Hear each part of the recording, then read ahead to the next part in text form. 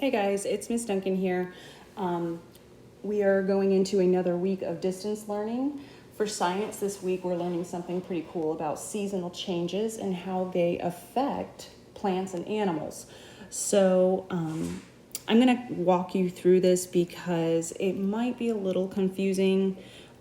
STEMscopes kind of gives very lengthy directions, so I wanted to make it a little bit more simple for you guys this week. So we're going to start with Miss Duncan's webpage where you always go to find my assignments. So I'm here on my assignment tab, our checklist, and here is let me show you the assignments list. And here is our current assignments. We're going to click on the week of 427 and it brings you to the directions that I typed out. So this week you guys are learning about how animals react to seasons. Some questions that I have about this topic are, why do birds migrate or fly to other states? Or why do some animals hibernate during the winter? Do you have any questions like I do? So the first thing I want you to do here is you're going to watch a really quick tutorial on seasonal changes. And this tutorial might even give you some answers for the chart that you're going to be filling out for me this week.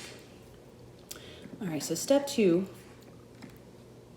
says we're going to go to our desktop and click on STEMscopes. We're going to find the assignment that is called Explore Student Materials, and we want to make sure that it has this little picture, and we're going to click on that. So I'm going to go up here to my browser, and I've already opened mine up in my STEMscopes account. Yours probably looks different because I'm on the teacher version, obviously. But so part 1 is the only part that I want you to do of this assignment. You're going to notice right away that this does have a presentation part, and it also has a reflection set. You do not have to do this, but my expectation this week, guys, is I just want you to fill out this chart based on your research. So I bet you've already noticed, some of you, that your chart might look a little different than mine because I've already filled out the answers for Florida. I am going to be posting pictures of my answers for Florida since they're probably going to be all the same anyway. I've already done the research, so you are more than welcome to use my answers for Florida and then find your own answers for your different states, okay? And I just noticed I forgot to delete some of my previous picks, so just ignore that for right now. Okay guys, so step 2, using the regions map that your teacher has shown you, we have to pick 2 different states in different regions. So you are going to look at the map link, okay, so we're going to click on that, and it's going to bring you to this picture of the United States. Now, the directions say that we cannot choose a state that's in red because it is in the same region as what? Yeah, Florida, where we live. And we want a different region. We want different weather to compare and contrast. So I went up here to the yellow region, the northeast region of our country, and I selected the big old state of Pennsylvania. I chose it because that's where my dad was born, and so I have a little bit of background knowledge with that state already. So I chose that as one of the states that I'm going to research. And then I went over here to the green side. This is going to be the west region of our country, and I'm going to select California just because, you know, I've heard about that state a lot, and I don't know, I'm kind of wondering if it's similar to Florida at all. So remember that, Pennsylvania and California. Maybe you have a different state that you have family in, or that you visited, or you've taken a vacation to, but yeah, feel free to choose any other state not in the red. Okay, and you also want to pick 2 from 2 different colors. You don't want to pick 2 from yellow because, again, that's going to have the same weather patterns as your other states. So let's see here. I'm going to go back to my chart. My state in the United States that I'm going to use first is Pennsylvania, and my second state is going to be California. Okay, so notice here Ms. Duncan has already filled out Florida, and the first question is asking us, what is the weather like in winter for Florida? Well, I've already answered that. I did the research and I found that we have periods of warm days with several dips into freezing temperatures.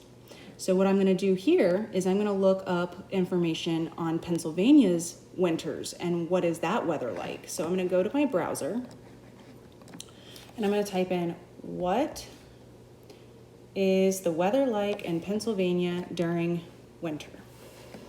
And usually, you can find a pretty good answer with the first link that pops up. However, I kind of just do a quick scan and see, all right, is there anything else that, might help me? And the first thing I noticed, guys, is that this question, people also ask, what are the winters like in Pennsylvania? So I'm going to click there and I'm just going to kind of quietly read and pick out some words that I can use on my chart. Oh, there's snow. 20 degrees Fahrenheit. Okay, so I think we have our answer. I'm going to go back to my chart here and I'm going to say, well, we know that it does snow in Pennsylvania during winter. And we also know that temperatures drop into 20 degrees Fahrenheit. That is really cold, guys. That's crazy cold. I don't know if I could live in Pennsylvania. So the next thing we are asked to find out in research is how do the animals respond to this season? So in Pennsylvania, they're going to act differently than the animals in Florida. So we're looking here. In Florida, the animals burrow, gather food. Some of them act normal. Some grow more fur. And the manatees migrate to a warmer water area. So in Pennsylvania, let's look up and see how the animals there respond to the winter. Let's see here. I found it easy to just go ahead and type in the question sometimes.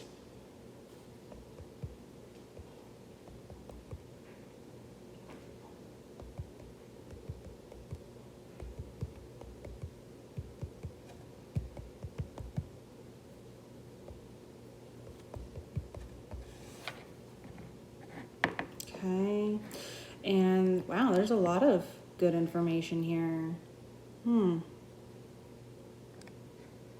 Let's see what this one is.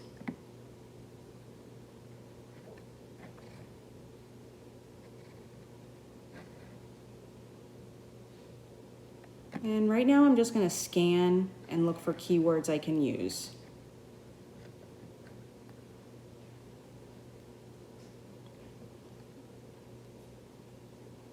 Oh, look at that, guys. It says that the snowshoe hare molts their brown fur in the fall and they grow a coat to match the snow by wintertime. That is crazy cool.